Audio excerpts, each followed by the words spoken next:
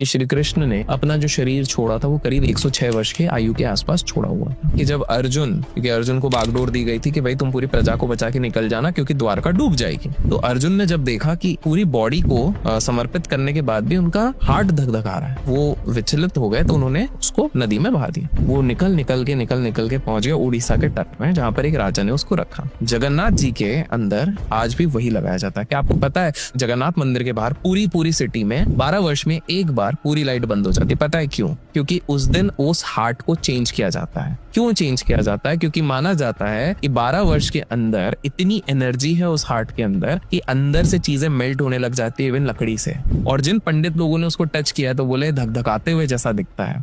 आज भी नरसिंह भगवान वहां पर साक्षात विराजमान है। जब आप आंध्र प्रदेश जाते हैं, यहाँ एक और जगह है अहोबिलम, जब आप इधर ट्रैक करके जाते हैं, आप जब ऊपर देखते हैं तो आपको एक ध्वज लहराता हुआ दिखता है। तो ये ध्वज पता है कहाँ पे लहरा रहा है? ये वही स्तंभ है जिससे नरसिंह भगवान निकले थे। वहीं पर एक मंदिर है जहाँ नरसिंह भगवान की एक बहुत ही मिस्टिकल चीज होती है। आप मंदिर जा सकते हैं, प्रभु के दर्शन साल में सिर्फ एक बार होते हैं। क्यों? क्योंकि नरसिंह भगवान का तेज इतना है, एनर्जी इतनी है कि आम इंसान उसको सह नहीं पाएगा। इसी मंदिर में पंडित लोगों ने खुद ने किया है, वो मूर्ति टफ नहीं है, बहुत फीबल है। उसको जब आप टच करते हो तो आपकी उंगली भी अंदर जाती है और थोड़ी उंगली अंदर चले जाती है तो रेड कलर का फ्लूइड निकलता है। ऐसा माना जाता है आज भी नरसिंह भगवान वहां पर साक्षात विराजमान है।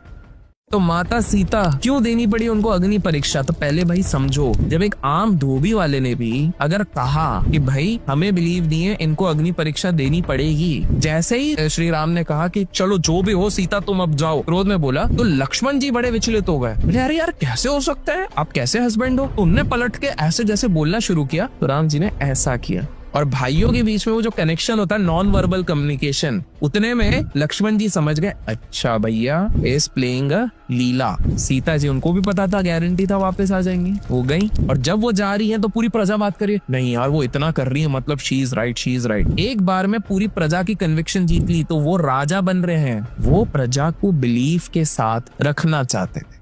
अमरनाथ की गुफा में ऐसा माना जाता है कि शिवजी जब उधर जा रहे थे तो उन्होंने एक एक करके अपने सारे कणों को अलग कर दिया था। उन्होंने अपने गले से सर्प को निकाल के पास की झील में रख दिया था। आज भी लोग उधर जाते हैं तो कहते हैं कि हमें उधर से शैडो आई है शेषनाग की या फिर वासुकी नाग। दूसरे तो उनने नंदी को एक जगह पे रखा, वहां पर एक दूसरा मंदिर बन गया। ऐसे करके वो फाइनली सिर्फ माता पार्वती के साथ थे। लेकिन माना जाता है उस समय उस गुफा में 2 पिजन्स भी थे व्हाइट कलर के। सो 1930 में जो पिजन्स दिखे कबूतर वो यही थे, 2013 में जो दिखे वो यही थे। और पॉइंट सिर्फ इतना नहीं है, पॉइंट ये सोचिए, अमरनाथ -25 डिग्री, कोई ऑक्सीजन का कोई स्रोत नहीं, कोई जानवर नहीं उधर, पिजन जी कैसे